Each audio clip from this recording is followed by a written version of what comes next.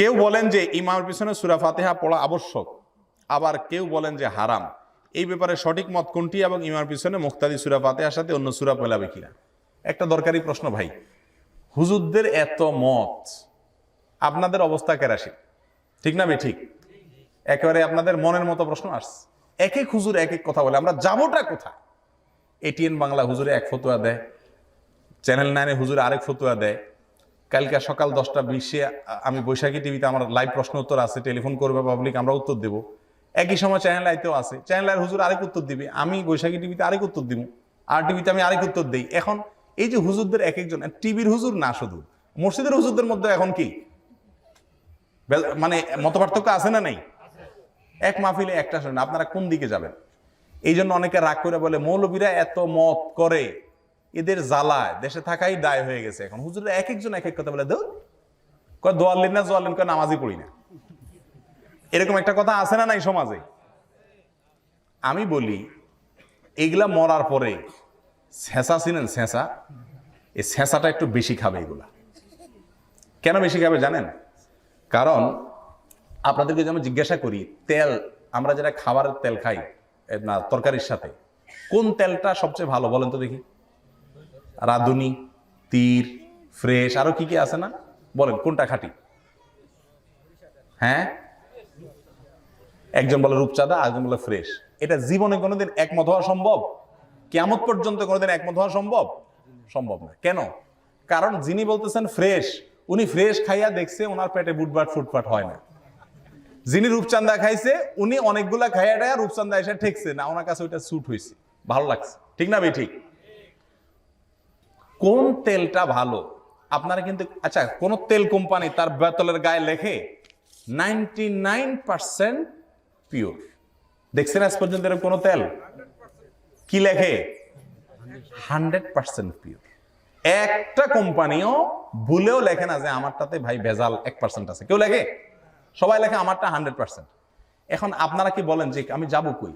রূপচাঁদা লাগবে আমারটা 100%, ফ্রেশ লাগবে আমারটা 100%, একজনকে আমারটা 100%, আমরা যাবো কে? দুধ তেলই খাবো না। রাগ করে তেল খাওয়া ছেড়ে দিছে। এরকম কোন পাবলিক পাইছেন আজ পর্যন্ত? একজনও পাইছেন? তো কি করে? ওই যে বললাম, একদিন রূপচাঁদা খায়, কয়দিন খায়, খায়া দেখে কি হাল, এরপরে ফ্রেশের দাম কত, দেখতে কেমন, খায়া দেখে কি, এরকম কয়েকটা যাচাই বাছাই করে যেটা বেশি ভালো মনে হয় সেটা সে ব্যবহার করে, ঠিক না ঠিক?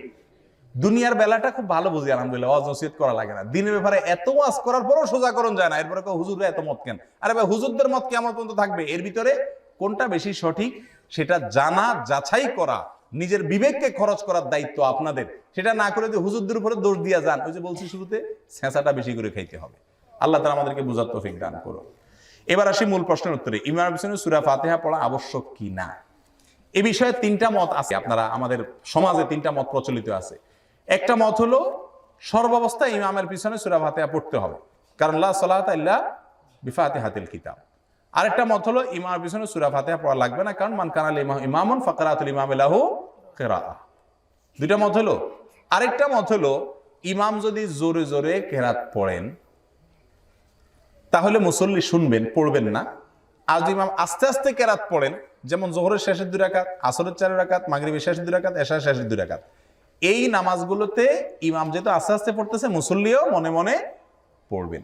তাহলে কয়টা মত হলো? তিনটা মত হলো। এই তৃতীয় মতটা শামসুল হক ফরিদপুর রহমাতুল্লাহ আলাইহি এই মতটাকে গ্রহণ করেছেন, আব্দুল্লাহ রাহিমাহুল্লাহ গ্রহণ করেছেন, অনেক উলামা কেরাম গ্রহণ করেছেন। আমার কাছে এটা বেশি সতর্কতামূলক মনে হয়। কিন্তু উলামা কেরামের এই তিন মতের প্রত্যেকটা মতের সপক্ষে উলামা কেরামের গবেষণামূলক দলিল প্রমাণ আছে। এর কোনোটাকে তুড়ি মেরে উড়ে দেওয়া এটা মূর্খতা ছাড়া আর কিছু না। আজকাল যে সমস্যা দেখা দিছে যে ডিসকারেজ, আমি একটা পাইছি আর বাকি সব বাতিল করে দিলাম। যেখানে গবেষণার সুযোগ আছে, ইজতিহাদের অবকাশ আছে, উলামা কেরামের দলিল আছে, আলোচনা আছে, গবেষণা আছে, সেখানে পর্যন্ত উড়াই দেওয়া হয়। এটা ভয়াবহ একটি বিষয়। হ্যাঁ, আপনার কাছে কোন একটা গবেষণা বেশি সঠিক মনে হয়েছে, আপনি কোন এক আলেমের অনুসরণ করতেছেন, করেন, আপনাকে নিষেধ করছে না। কিন্তু অন্য সবগুলাকে ভুল বলা এটা ভুল। নবী সাল্লাল্লাহু আলাইহি সাল্লাম বলেছেন, এই যে হিজবুত তাওহীদের পরে এই হাদিসটা আমি বলি, মান ক্বালা হালাকান নাস ফাহুয়া আহলাকুহুম, যে বলবে সব সমাজে হালাক হয়ে গেছে, রাসূল সাল্লাল্লাহু আলাইহি ওয়াসাল্লাম বলেন ওই লোকটা হলো সবচেয়ে বেশি হালাক। কথাকে বুঝতে পারছেন?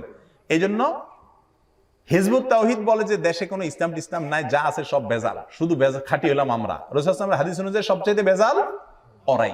আল্লাহ তাআলা আমাদেরকে সঠিকটা বুঝার তৌফিক দান করুন।